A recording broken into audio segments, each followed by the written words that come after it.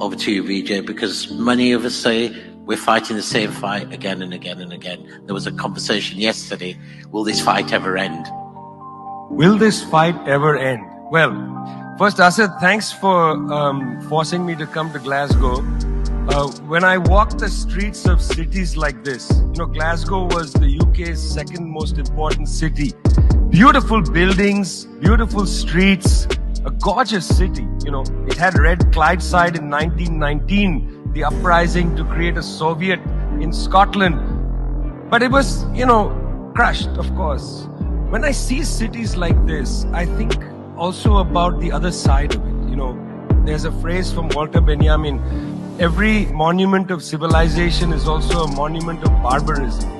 I think of the famines in Bengal, the jute workers in Bengal sending jute to Dundee through the Glasgow port. I think of human beings from Africa enslaved and brought from Ghana to the New World, and all those profits getting sucked into cities like London and Glasgow. Between 1765 and 1938, the British Isles stole $45 trillion pounds from India, 45 trillion sterling from India.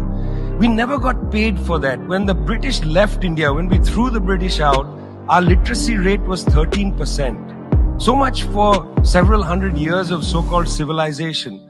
Meanwhile, our landscapes were destroyed. Coal was foisted on India. You foisted coal on us. You were the ones that came and made us coal dependent.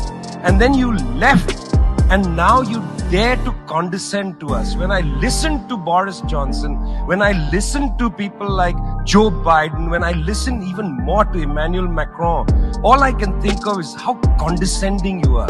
You condescended to us 400 years ago. You condescended to us 300 years ago. You condescended to us 200 years ago. You condescended to us 100 years ago. You're condescending to us today.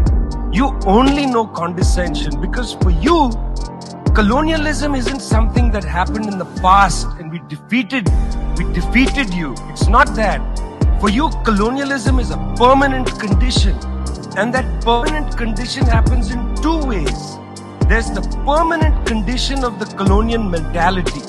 You want to lecture us. You want to tell us that we are responsible for all the problems because you'll never accept that you're the one principally to blame.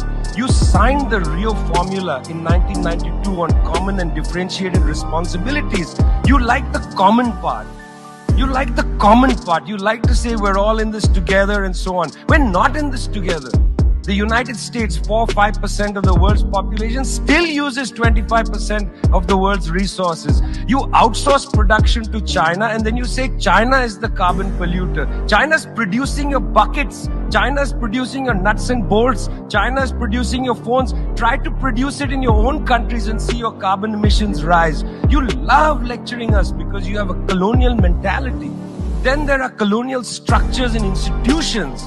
You lend us money, and every time you lend us money, which is our money, every time the International Monetary Fund comes to our societies and they tell us, here's the money we are giving you. No, it's our money. You give us our money back as debt, and then you lecture us about how we should live. It's extraordinary. It's not just a colonial mentality. It's the colonial structures and institutions which reproduce themselves year after year after year. And let me tell you something. The climate justice movement, not clued enough on this. The climate justice movement is a movement that says we're worried about our future. What future? What future? Children in the African continent, in Asia, in Latin America, they don't have a future. They don't have a present. They're not worried about the future. They're worried about their present. Your slogan is, we're worried about the future. What future? That's a middle-class bourgeois Western slogan. You got to be worried about now. 2.7 billion people can't eat now. And you're telling people, reduce your consumption. How does this sound to a child who hasn't eaten in days? You've got to clue into this, guys. You've got to clue into this. Otherwise, this movement will have no legs in the third world. No legs. Later, I'd like to tell you about the International People's Assembly, a network of 200 political organizations that we're setting up, rooted in the global south. We want to tell you what our issues are, but are you willing to listen?